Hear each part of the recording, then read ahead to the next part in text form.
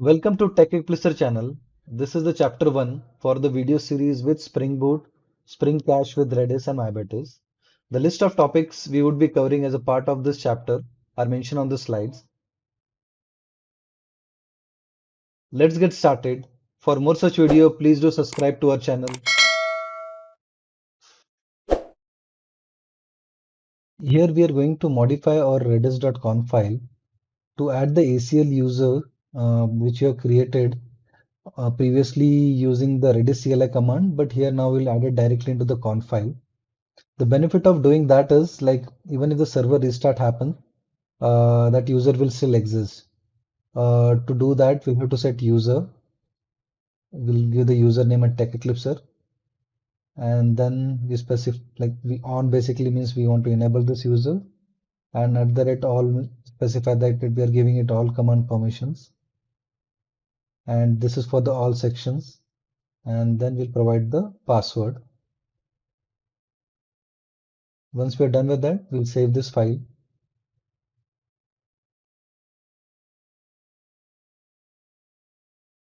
So now the configuration changes are done. We will start our Redis server using this particular config. Now server is restarted.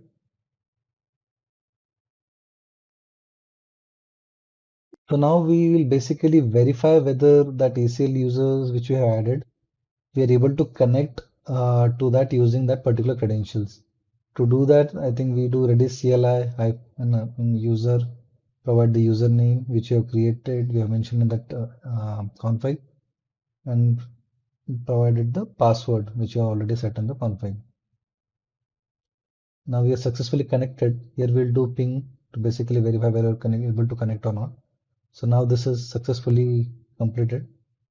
Now we are basically done with the Redis setup. The next step is to basically bootstrap our Spring Boot project. To do that, we'll do visit start.spring.io. Here we'll create a basic skeleton of our project with some minimal dependencies. So here we'll basically are going to use the project as a Gradle project and the language will be Java. The group we will be selecting is com.tech.eclipse. The artifact would be springboot.springcache.jedis. So once we're done with the basic project metadata,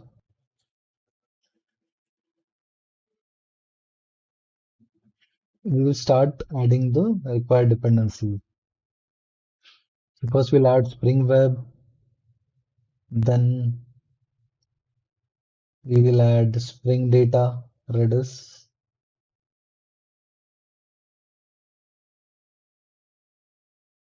then we'll add H2, which would be in-memory database which would be using it, and then we would be adding a Lombok, which basically reduces the boilerplate code which we'll write for the our code. Now we'll save the zip file.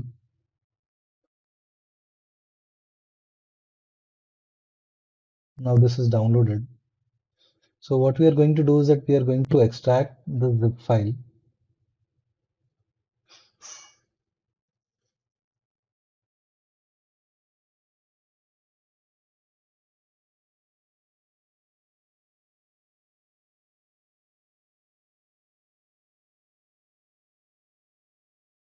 Now we'll launch IntelliJ and we'll open this particular Gradle project.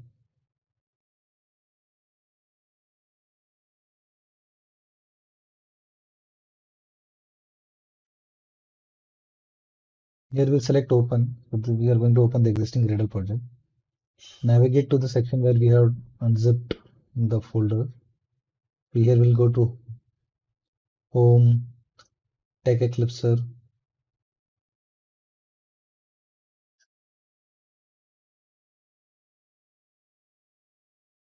Inside we'll go to GitHub.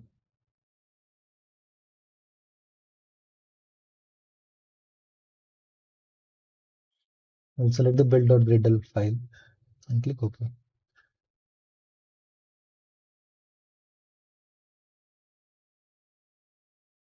This process might take some time, so we have fast forwarded this particular section. So once it completes, you will have a successful message. We'll stop the project. Now, the first thing we are going to do is that like we are going to add more dependencies. Uh, Once those new dependencies are added, we will do a reload, which will basically refresh all the greater dependency which you added. So once that is done, I think we'll start creating the packages which are required for our project. We'll start with the config, and here we will basically first create a persistent config, which will basically have a connectivity details like uh, since we are going to use MyBatters, so we are going to add one data source first.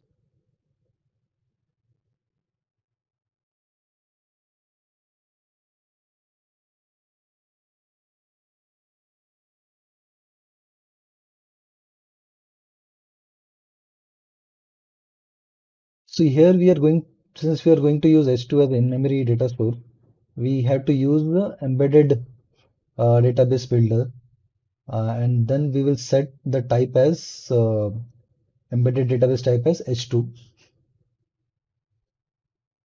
Once we are done with that, we will add a script. What the script does, like whenever we are creating this embedded database, right? You need a schema and the data part of it, right? Like, so here we'll specify the schemas that needs to be built.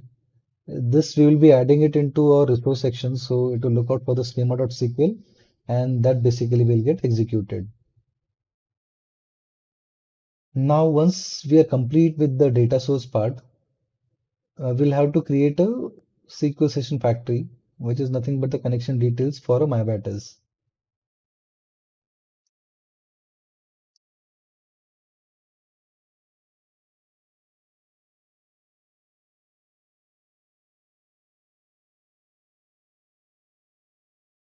Here we'll create the new instance of SQL session factory bean.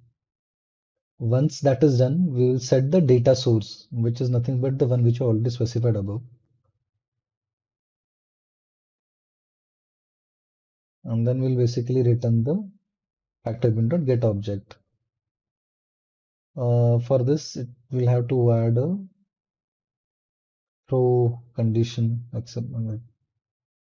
exception on our method signature. And once that is done, we are pretty much done with the persistent configuration. So here we'll specify the configuration and the mapper bean, manage bean, sorry. Here we'll provide the package name where we have a mapper files present. So once that is done, I think we'll create a file where we'll basically mention the Redis server properties. We'll create the redis.properties file. Once that is created, here we'll provide the details, the host, port number, the username and password.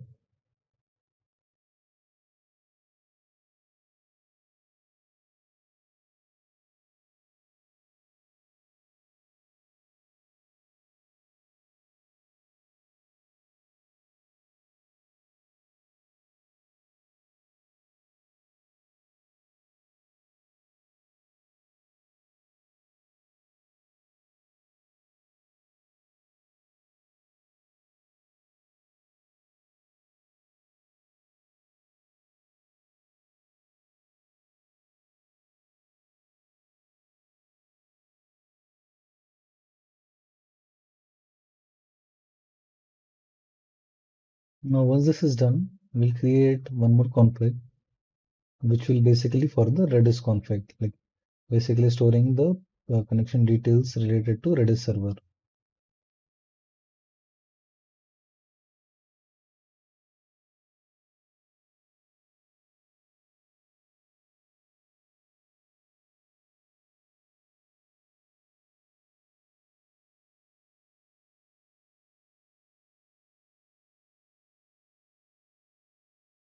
Here we will create the attributes which will have properties related to Redis server, which it would read it from the redis.properties file, which we have just created now.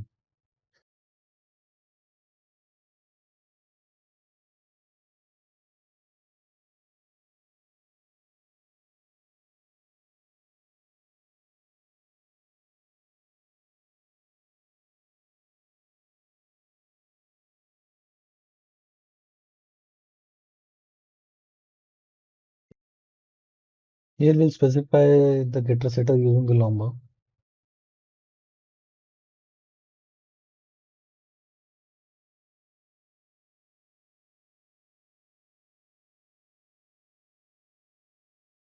Here we'll specify the property source, like here it would be the redis.property. We'll specify the class path colon the file name.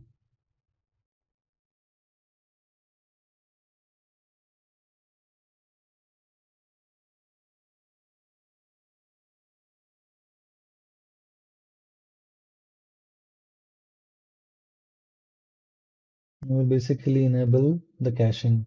This annotation is used by the Spring Cache.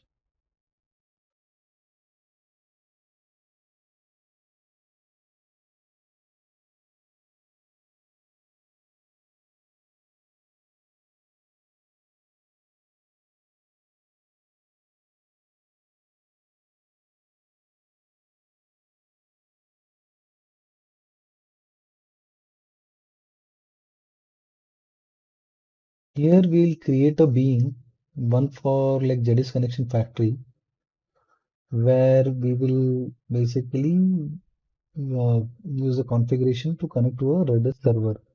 Since we are using a single instance standalone Redis server, we'll have to specify using the Redis standalone configuration. There you specify the host name and the port.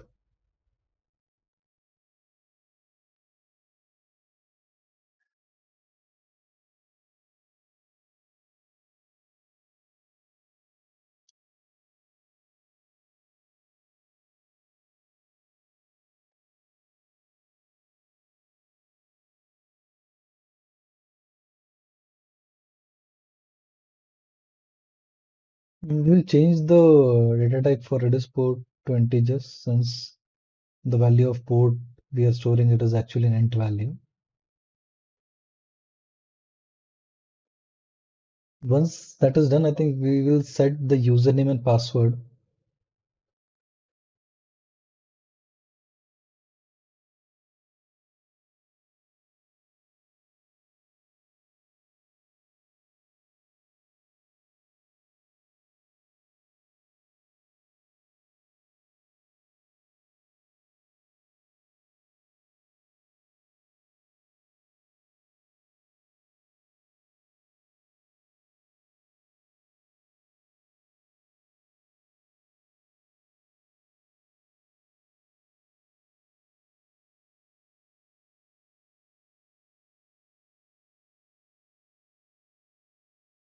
Here we will specify two properties, read timeout and connection timeout.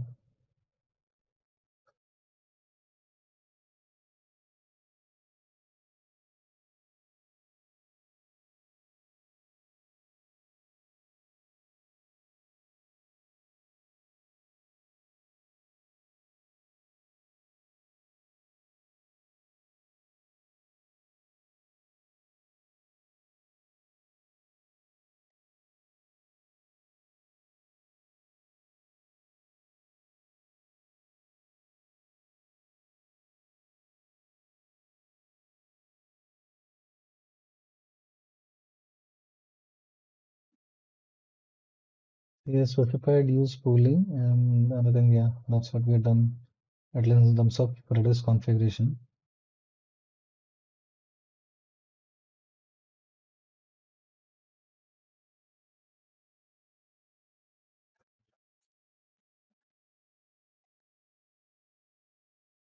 We will relate the instance of Jedis Connection Factory using the Redis config and the Jedis client configuration which we set up above.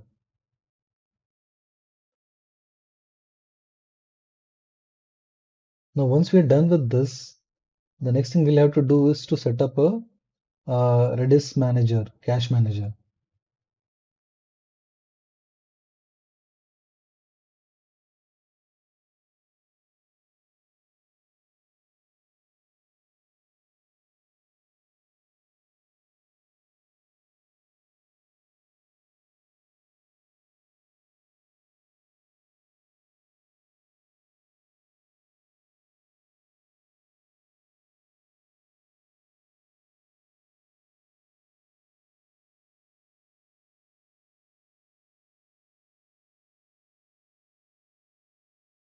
Here for our POC purpose, I think we would be using two Redis cache configuration. One is generic Jackson to JSON serializer, and one would be the default one. So how does it work is that like we don't have to set every properties. So here what we are doing is that like, we are like using the default cache config properties which Redis already provides or Spring already provides. And on top of it, we'll add our own customization on top of it. So to do that, I think we'll have to import the static method, default cache configuration.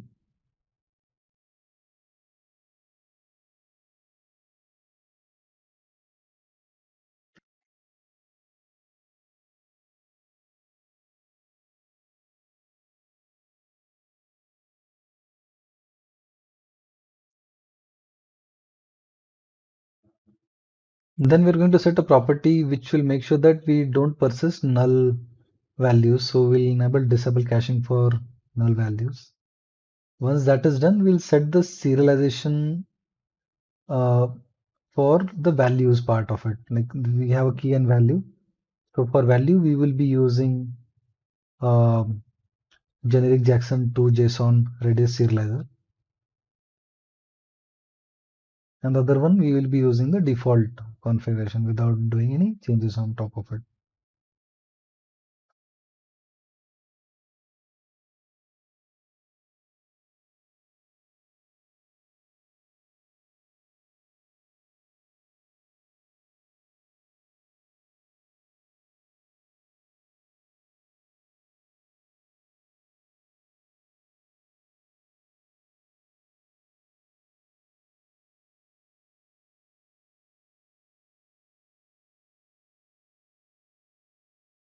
Here we're creating the default one, which we discussed earlier.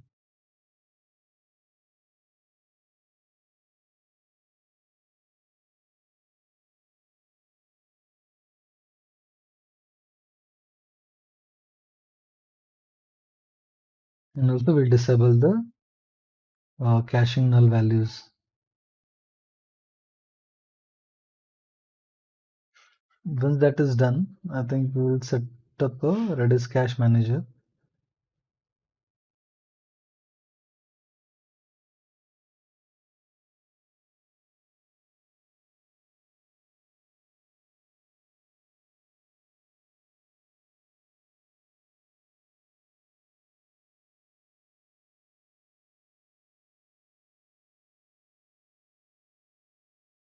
We'll use the Redis connection factory, which we have specified above, and the cache configuration. So you can have a multiple, like per cache, you can have a different configuration. So for we are specifying here two cache, even though for the POC purpose, at least for this one, we would be using only employee one. But for future POC, we will also explore on the other caches. So here we are creating one for the address where we are using this generic Jackson configuration.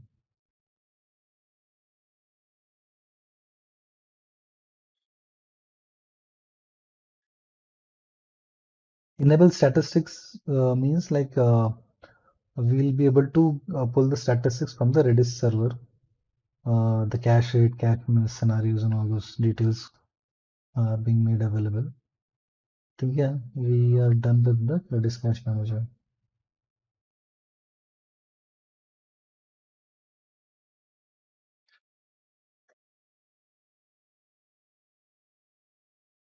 Now we have basically speed up the process, like where we are basically creating the employee object, which is nothing but a POJO, where we'll have a certain employee attributes and the services which will talk to work upon those objects. So those are pretty straightforward. The only thing which we'll have to make sure is that like uh, while creating an employee object, right, make it serializable because since we are storing it in cache, we need that to be to implement serializable. And rest of this are like pretty straightforward. So uh, you just set a get a setter, and here there are some of the basic operations which you want to set it up. So we would be setting it up in our employee interface, and their implementation we would be implementing it into the employee service IMPL. So here insert will insert the employee object, clear employee from cache will clear the employee from the cache, insert employee cache will insert the employee object into cache only. The update employee will basically update it, get employee will get the employee based on the employee ID, and the other will be the list where it will pull everything. Then we'll have a corresponding implementation.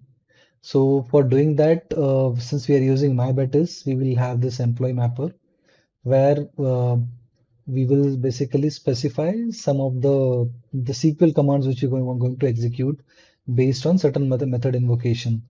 So we have get all employees, which will give us all the employees from the table. Get employee by ID will give us employee based on the ID. Insert will basically insert that employee object which we pass into the employee table, and update will basically will update into the table. So here if you specify, right, like in MyBetis, we are using the annotation based approach. So you specify the results, and the results you specify the ID, like what the name of it, and in terms of value, the mapping between the POJO as well as the column. So if you look at the capital ones, those are the columns from the table, and whereas the one which you see it in the small cap, the property, those are basically the properties of an employee object. So, and you specify the select here, the select star from employee. Similarly, we will do it for uh, get employee by ID, where we'll have a where clause where we specify the employee ID condition, and rest of them pretty remains true. The only one thing we'll have to make sure that for the property with the primary key constraint, we have specified ID equal to true. Insert here, you'll have to specify the insert statement which you want to execute, like it's a plain old SQL statement where you do insert.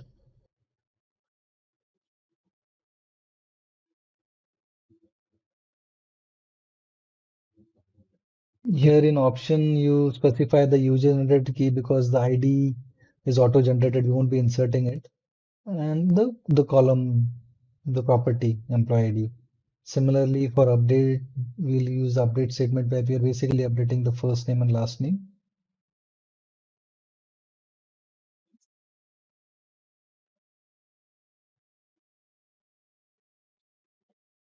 Here we'll basically create the implementation of the service, which will basically talk to a mapper. And since this is cacheable, we have added the cache config, the cache manager which you have created, the Redis cache, and the cache name. Here we are using the employee, which serves as the default. And then we'll have the basic CRUD operation which is specified, like insert, where we'll have a cache put because we are putting in the value. We'll provide the cache name and the key generator. We'll come back to the key generator later on.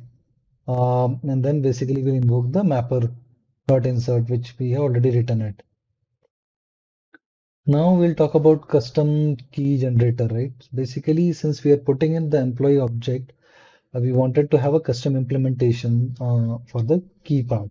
So to do that, you'll have to implement a key generator, and there you have to override the generate method.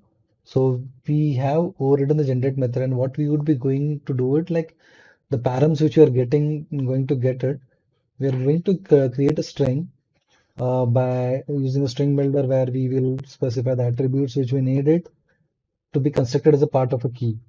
In this particular case, like for the employee, we want ID and first name to be part of a key.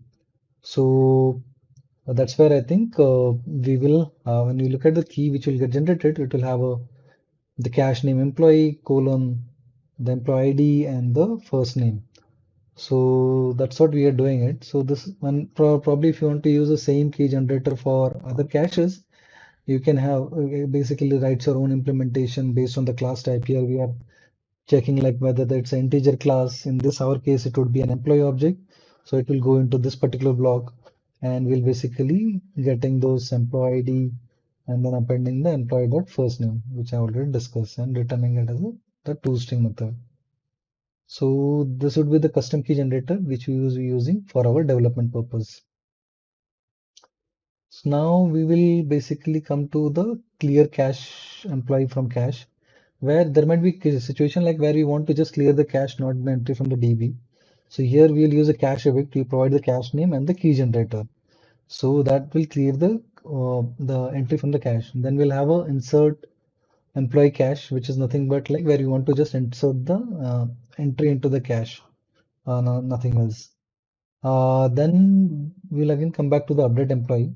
Here now get employee based on ID where we pass on the ID and we will basically invoke the get employee mapper method of get employee by ID, which will basically give us the employee ID based on the result. Here we are getting the list, right? Because the condition could be multiple. There we'll have to do a get zero of it like we check on the null condition. In the update employee, we'll basically check whether that employee ID exists. If it all exists, then update the employee object with the object which has been passed with the method. Now we'll create the schema for the employee. So here employee ID would be the primary key, where we'll have a auto increment set.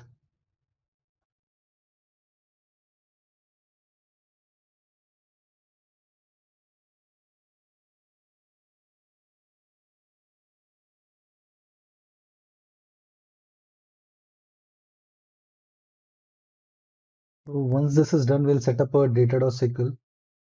This is a SQL which will get executed like whenever we start up our instance. So we'll have some data readily available when you boot up our instance.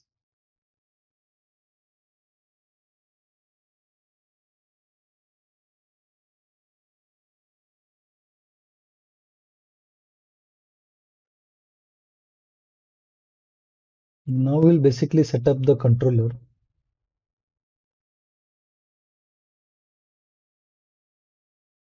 We'll create a class called employee controller.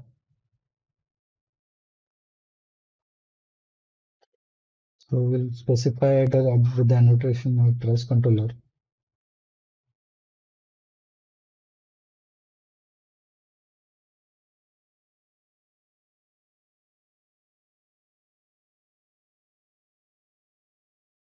Then we'll basically auto-wire the employee service object, which class which you already created.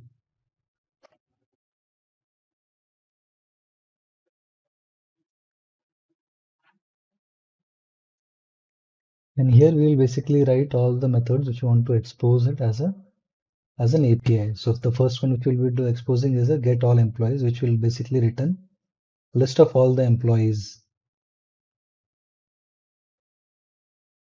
Here we'll basically using the get mapping annotation because it's a get method and like /employee. Whenever this URL is hit, I think this method will get invocated and we'll pull all the employees from the employee services. And for each of them, since those are not added in the cache, we'll have to explicitly add it into cache. So next time when we hit it, we'll get the response from the cache itself. The next method we will be writing is basically getting the employee based on ID. So here we will basically pass a path variable. So if you look at we'll come back to the mapping, but we'll basically point like we basically pass the path variable, the ID as a part of a request itself. And based on that, we will do a lookup from the employee service and we will basically return that back.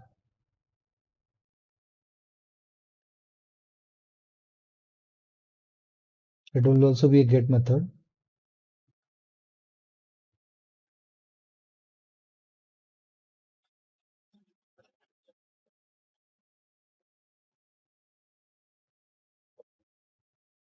Now this would be an insert. Here we'll be basically passing the employee object in a JSON format and which will insert it. So here also we will basically invoke the insert employee method. So this is like will be a post request, like because we are creating a new object, it will be a post request. This is one is the update employee where the employee already exists. We'll pass on the ID as well as the employee object.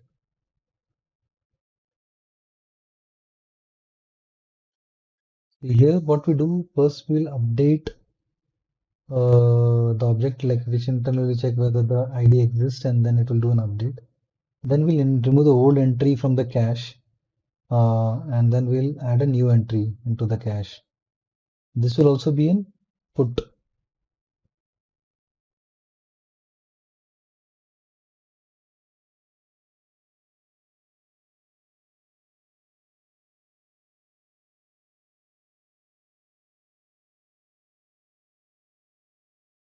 Now we are writing the clear employee from cache. Like this method will basically just remove that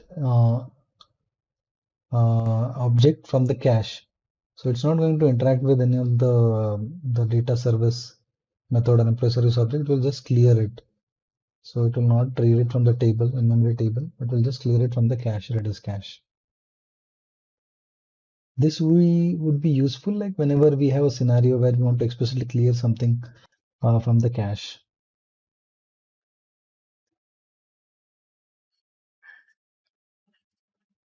Now we'll basically move the custom key generator which we have created into an utility package. And while creating that class, right, we forgot to add the component. So we'll add that. Because if you don't add that, then the cache, Spring Cache will not able to identify that object. Now we'll start with the demo. So we'll start our instance.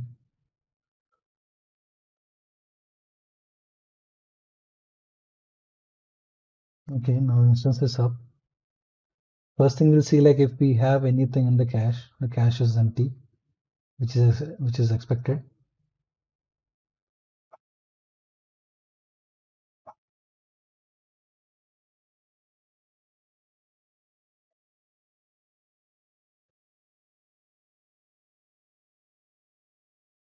Now we'll basically hit the employee service, which will basically pull out all the way. This is coming from the data.sql. So now if we look at the cache, we have two entries.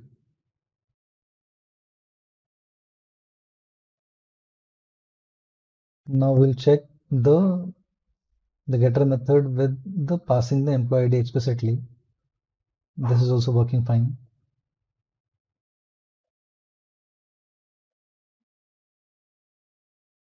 Now here we'll basically use the curl command to basically create a new employee object. This is also executed. Look in the cache, we see there is an entry added for dummy.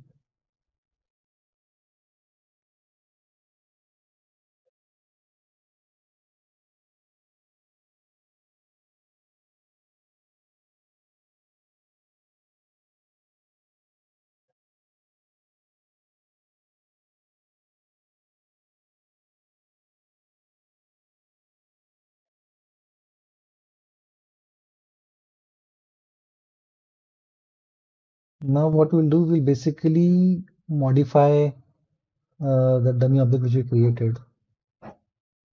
Now if you see there are two entries being added. We did not clear the first entry, that's why there are two entries with Pawan as well as dummy.